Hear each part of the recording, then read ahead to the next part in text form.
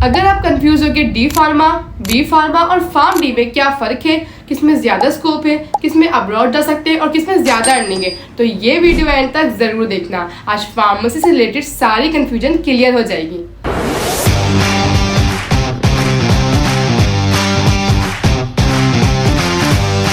अस्सलाम वालेकुम, मैं हूं डॉक्टर सिमरा और आज हम बात करेंगे बी फार्मा, डी फार्मा और फार्म डी की।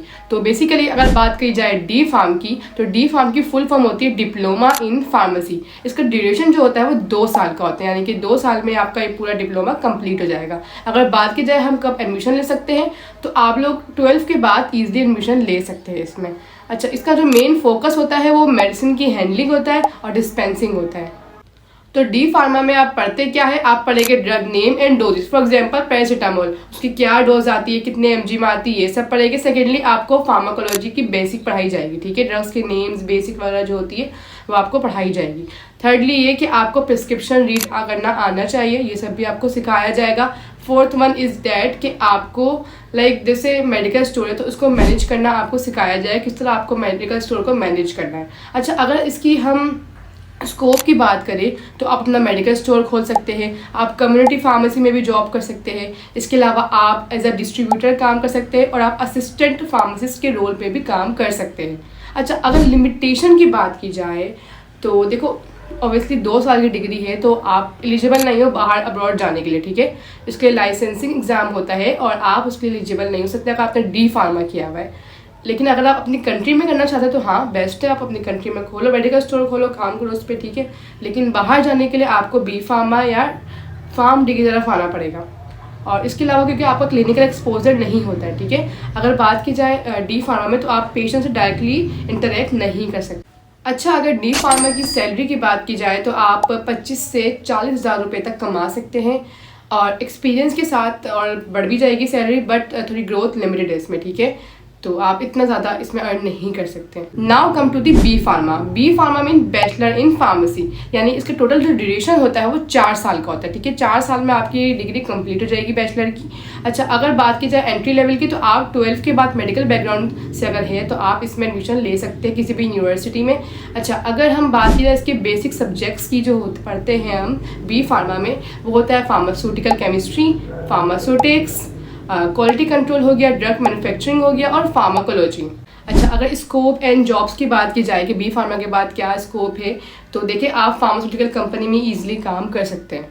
आप किसी भी फार्मास्यूटिकल कंपनी में काम कर सकते हैं एज आ QC यानी कि क्वालिटी एश्योरेंस में काम कर सकते हैं, आप क्वालिटी कंट्रोल में काम कर सकते हैं। इसके अलावा आप ड्रग इंस्पेक्टर भी बन सकते हैं कुछ एग्जाम्स देने के बाद, ठीक है। और आप प्रोडक्शन एंड सेल्स में भी जा सकते हैं, यानी कि इसमें बहुत वास्ट फील्ड्स है आपके पास जाने के लिए अगर आपने बी फार्मा किया हुआ है तो। अच्छा, अगर बी फार्मा की लिमिटेशन की बात की जाए तो क्लिनिकल एक्सपोजर लिमिटेड है, यानी कि पेशेंट से आप डायरेक्टली इंटरेक्ट नहीं कर सकते। अब्रॉड जाने के चांसेस है, आप अब्रॉड जा सकते हैं ईजिली, आपको कुछ एक्स्ट्रा एग्जाम्स देने होंगे, आप जा सकते हैं। अच्छा, अगर सैलरी एंड स्कोप, ऑब्वियसली सबको सैलरी जाननी होती है कि भाई बी फार्मा कर लिए तो सैलरी क्या होगी हमारी, ठीक है। तो देखो, बी फार्मा के बाद ना मॉडरेट लेवल पे बता रही हूँ, आपकी 45,000 से 70,000 तक सैलरी होगी। अगर आप सेल्स एंड मार्केटिंग में है बी फार्मा के बाद, देखो डिफरेंट फील्ड्स है जैसे कि मैंने बताया था पहले। अगर आप सेल्स एंड मार्केटिंग में है तो उसकी जो बेसिक सैलरी है वो ज़्यादा है, यानी कि उसकी आप 60 से 90 हज़ार ईजिली कमा सकते हैं, ठीक है। और एक्सपीरियंस के साथ और बढ़ती जाएगी आपकी सैलरी। अच्छा, अब हम आ जाते हैं मोस्ट डिमांडिंग फील्ड में, फार्म डी। अगर फार्म डी की बात की जाए तो आपको नाम से ही पता चल रहा होगा, इसकी फुल फॉर्म होती है डॉक्टर ऑफ फार्मेसी, यानी कि अगर आप चाहते हैं कि आपके नाम के साथ डॉक्टर लगे तो ये फील्ड इज़ फॉर यू। अच्छा, तो अगर बात की जाए इसकी ड्यूरेशन की तो ये 5 साल की डिग्री होती है, ठीक है। जैसे आप लोग MBBS में एडमिशन लेते हैं या फिर DPT में लेते हैं, इस तरह ये भी 5 साल की डिग्री है, ठीक है। इसकी पूरा ड्यूरेशन जो है वो 5 ईयर्स का है। अच्छा, अगर मेजर सब्जेक्ट्स की बात की जाए तो इसकी जो मेनली फोकस होता है वो पेशेंट काउंसलिंग पे होता है, क्लिनिकल फार्मेसी पे होता है, हॉस्पिटल रोटेशन पे होता है, क्लिनिकल रिसर्च पे होता है। इसके अलावा आप इंडस्ट्री में भी इंडस्ट्रियल फार्मेसी के बारे में भी पढ़ते हैं, ठीक है। अच्छा, अगर इसके स्कोप की बात की जाए तो आप हॉस्पिटल फार्मेसी में काम कर सकते हो। हॉस्पिटल में डिफरेंट डिपार्टमेंट्स में आप काम कर सकते हो, जैसे ICU हो गया, ऑन्कोलॉजी हो गया, कार्डियोलॉजी हो गया।